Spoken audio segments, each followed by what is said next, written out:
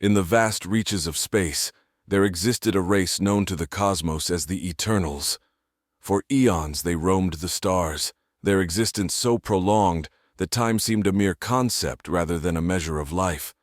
Their bodies were sculpted from celestial energies, granting them abilities far beyond ordinary comprehension, abilities that allowed them to manipulate the very fabric of reality. The Eternals considered themselves guardians of the cosmic order. Their civilization was built upon the foundations of wisdom accumulated over countless millennia. They were scholars, scientists, and philosophers, all united in their pursuit of knowledge and the maintenance of universal harmony. On the eternal homeworld, Eterna, cities floated among the clouds, shimmering with an ethereal glow. The architecture was a blend of organic forms and crystalline structures, reflecting their profound connection with the universe. Here, every citizen was attuned to the energy flows of the cosmos, their minds capable of accessing vast databases of information through a mere thought. Life for the Eternals was serene and contemplative. They delved into the mysteries of existence, uncovering secrets that had long been buried in the folds of space-time. Their technology was so advanced, it appeared as magic to less developed species, capable of healing wounds in seconds and creating matter from energy. But beyond their knowledge and power, the Eternals were most proud of their immortality. Death was an alien concept, an experience from which they were seemingly exempt. They had conquered aging and disease, their lives a continuous thread woven seamlessly into the fabric of the universe. This tranquility was disrupted the day they encountered humans. It was during an expedition to a newly discovered galaxy that the Eternals first came across a fledgling human colony. Humanity, in its relentless quest for expansion, had reached this remote galaxy, driven by a mix of curiosity and desperation. The humans were a stark contrast to the Eternals. Where the Eternals embraced serenity, humans thrived in chaos. Their lives were short, their histories a patchwork of conflict and cooperation, yet within them burned a fierce determination to survive and a remarkable adaptability. The first meetings were cautious yet filled with mutual fascination. The Eternals were intrigued by the humans' vibrant passion for life and their ability to find joy in fleeting moments. In turn, the humans were awestruck by the Eternals' grace and their seemingly magical abilities. As relationships between the two races deepened, the Eternals began to understand that their encounter with humanity might herald a shift in their existence.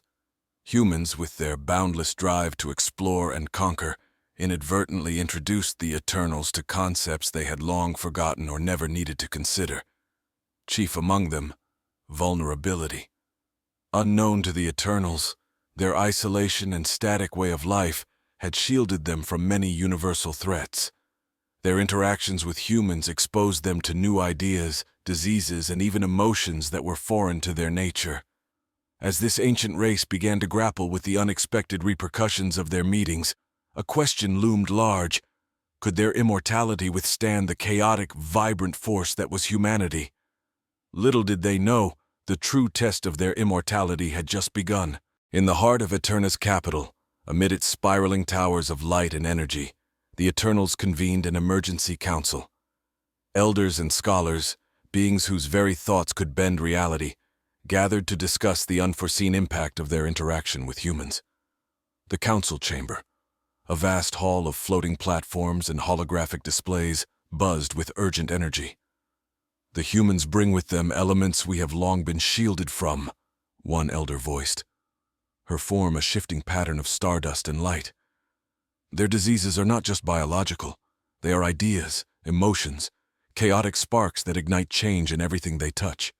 Another elder, his voice resonating with the deep hum of a nebula, added, "We have observed an acceleration in our cellular entropy since the humans arrived.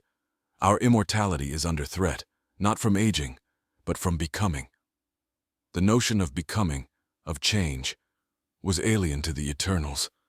Their existence had been one of eternal stasis, a fixed point in the ever-changing cosmos.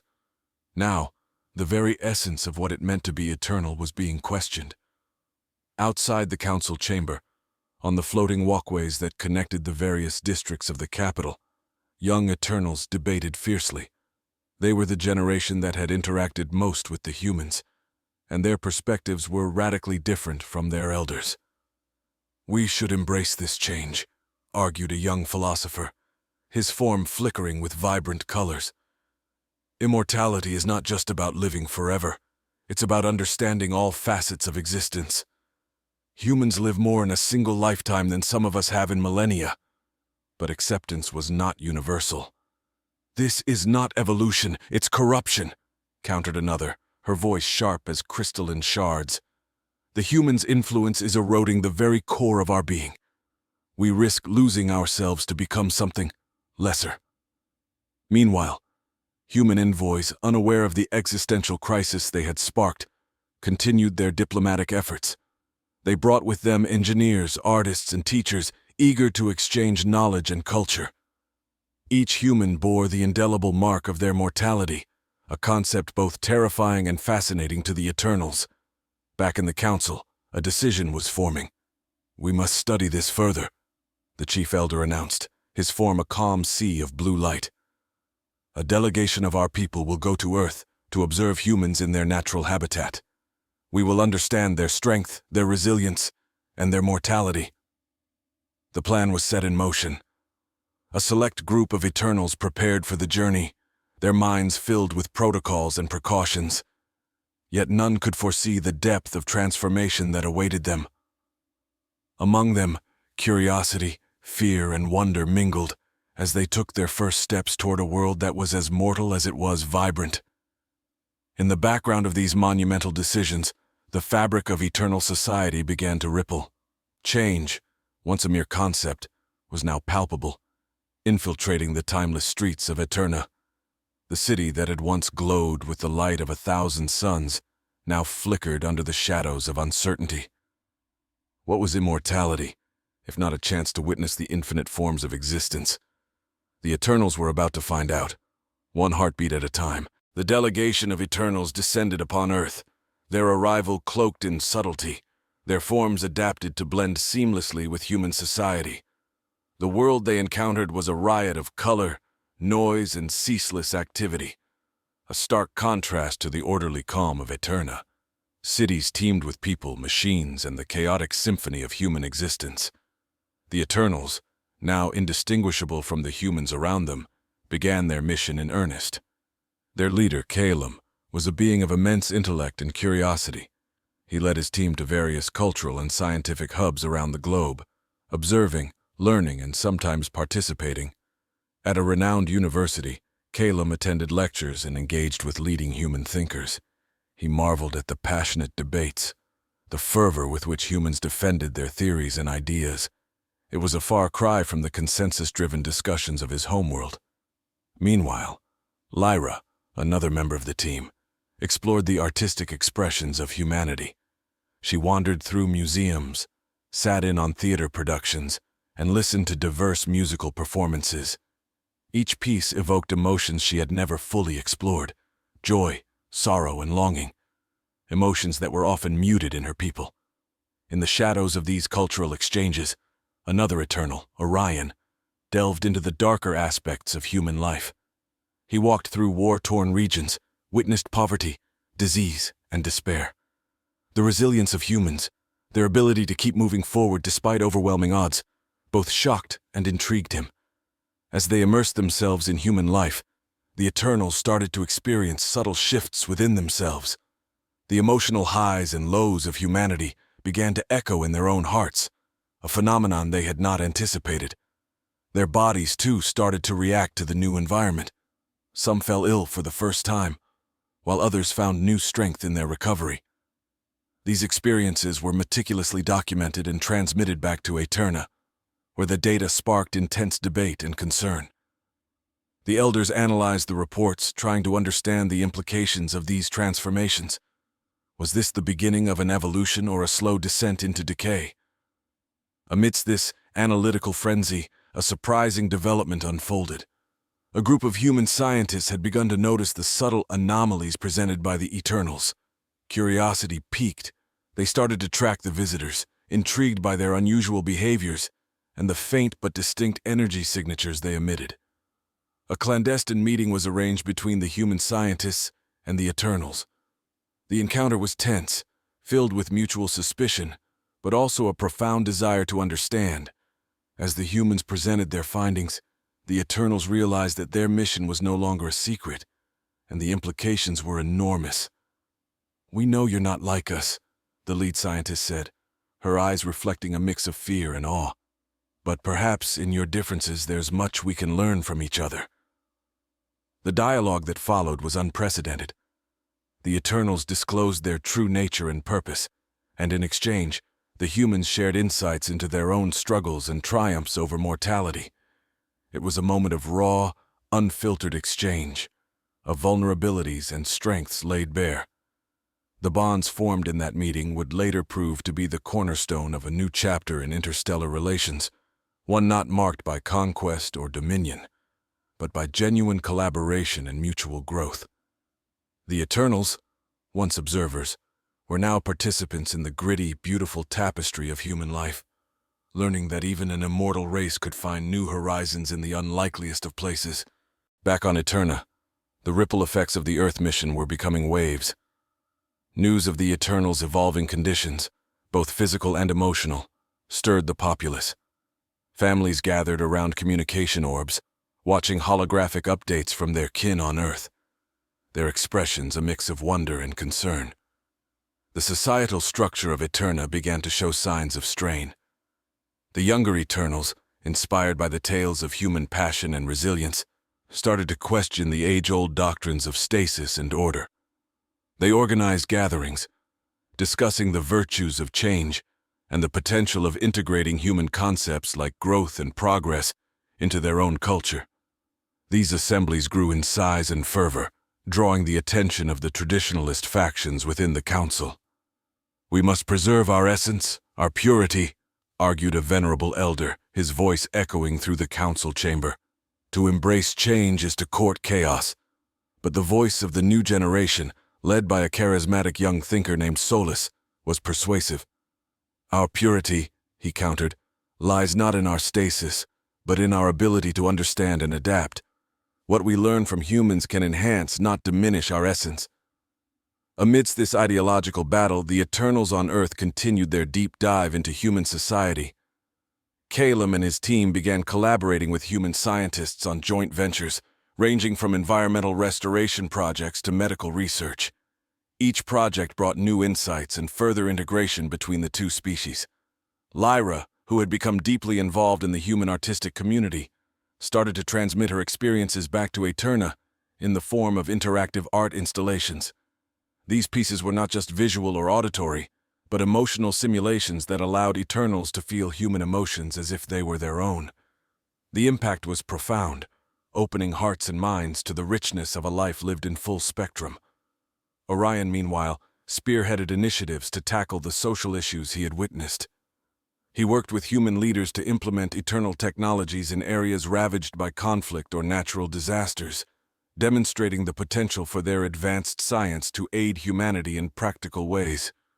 The transformation was not without its trials. The Eternals' physical forms began to require sustenance, rest, and for some, medical attention, states previously unknown to them. The Elders, observing these changes, initiated a secretive project to analyze the long-term implications of these new vulnerabilities. As the Earth delegation prepared for their return, they were not the same beings who had left.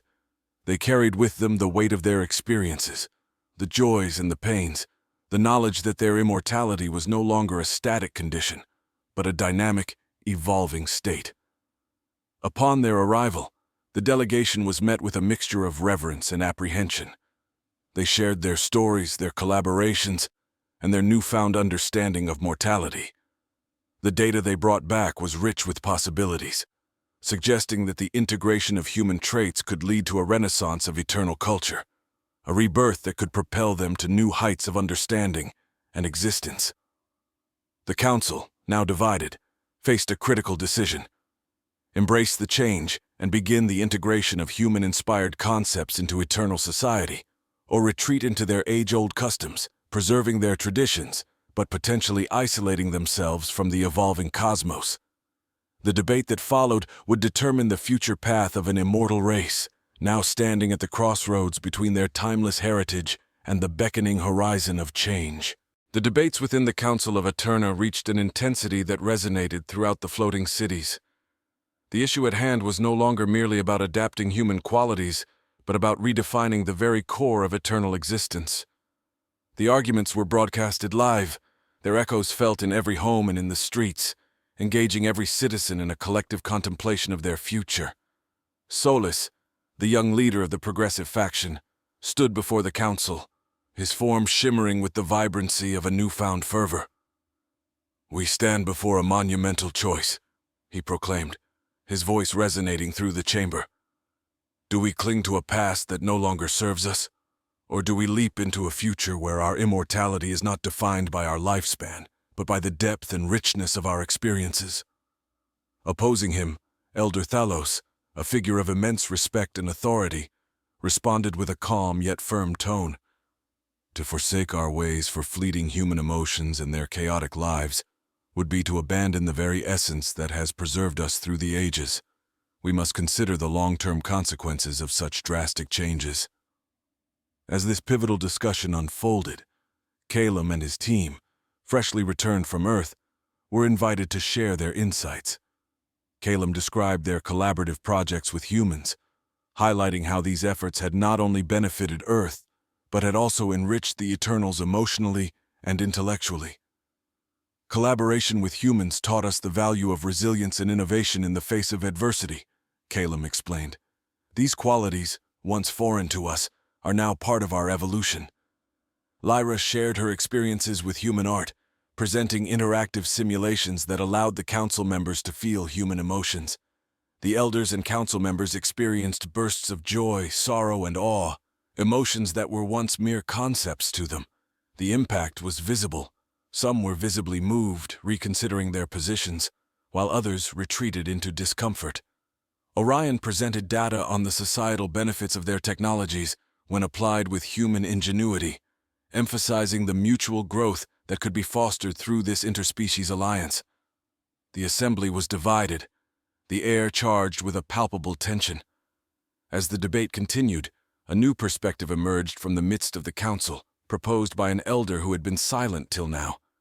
Elder Vesta, known for her wisdom and measured thoughts, stood up, her aura casting a soothing glow over the chamber. "What if our approach is not about choosing between the old and the new, but about integrating the strengths of both?" she suggested. "Let us trial these new ways in a controlled manner, allowing those who wish to explore the human-inspired path to do so, while others can maintain our traditional practices." This proposal introduced a third path, one of compromise and experimentation. It allowed for the preservation of their heritage while opening the door to new possibilities. The idea of a dual path resonated with many, calming fears of a complete overhaul of eternal society. After intense deliberation, the council voted to adopt Vesta's proposal. A new initiative dubbed the Integration Trials was launched. It would be a series of experiments and programs integrating human concepts and technologies on a voluntary basis, monitored closely for any long-term effects. The decision was met with a mixture of relief and excitement across Eterna. Citizens began to enroll in various programs, eager to explore this new direction. The Eternals embarked on this experiment with cautious optimism, hopeful that their dual path might forge a future where the wisdom of the ages met the vibrant pulse of humanity, creating a new synthesis that could redefine what it meant to live a life immortal. As the integration trials commenced, Eterna transformed into a living laboratory, a testing ground for the convergence of immortal stability and mortal vibrancy. The programs designed under the trials varied widely, encompassing areas from emotional training modules to joint scientific ventures, and even mixed communities where Eternals and humans cohabited and worked side by side. The initial phase focused heavily on emotional integration. Participants underwent sessions where they were gradually exposed to the full spectrum of human emotions through advanced simulation technology. These sessions were intense and often overwhelming for the Eternals, who had lived centuries with muted emotional experiences. However, as time passed, they began to find a balance. learning not only to experience but also to appreciate the depth and richness of these new emotional landscapes. Scientific and technological collaborations also flourished during this period. A joint task force was established to tackle some of the universe's most daunting challenges, such as energy crises, disease eradication, and ecological restoration. Human ingenuity combined with eternal precision proved to be a formidable alliance, yielding breakthroughs at an unprecedented pace. One of the most significant outcomes of the integration trials was the establishment of the hybrid institutes, centers of learning and research that brought together the best of both eternal and human worlds. Here, scholars and scientists from both races worked together, their combined efforts leading to innovations in energy use, medical treatments, and even space travel. The cultural exchanges grew deeper. Art festivals, music performances, and literary workshops showcased creations that blended the essence of both societies, drawing large crowds and fostering a deeper understanding and appreciation among all participants. These events were not only celebrations of art, but also powerful platforms for dialogue and mutual understanding. However, the trials were not without challenges. There were segments of eternal society that remained skeptical or outright resistant to these changes. Some feared that the very core of what made them eternal was at risk of being lost forever. These dissenters formed their own communities, adhering strictly to the old ways and watching warily as the rest of their society changed. Despite these tensions, the trials proceeded under the vigilant eyes of the Council, with Elder Vesta playing a key role in mediating conflicts and guiding the integration process. Her wisdom and balanced approach were crucial in addressing the concerns of both proponents and opponents of the trials. As the trials neared completion, a comprehensive review was conducted. The results were illuminating. While not all experiments were successful, the majority showed promising benefits. More importantly, the trials had fostered a new spirit among the Eternals, a spirit of curiosity, openness, and a willingness to evolve. Faced with these outcomes, the Council convened once again to decide the future course of their civilization. After days of discussion and debate, a historic decision was made. The Eternals would officially adopt a dual society model. Those wishing to explore and integrate further with human-inspired ways could do so, while those preferring to maintain traditional practices would also be supported and respected. The decision marked a new era for the Eternals, one characterized by diversity and coexistence. As Eterna embraced its new path, it became a beacon of hope and a testament to the power of unity and diversity. The Eternals had learned that immortality was not just about enduring through time, but about enriching the time they had with the essence of all life's experiences, both their own and those of the vibrant, ever-surprising humans.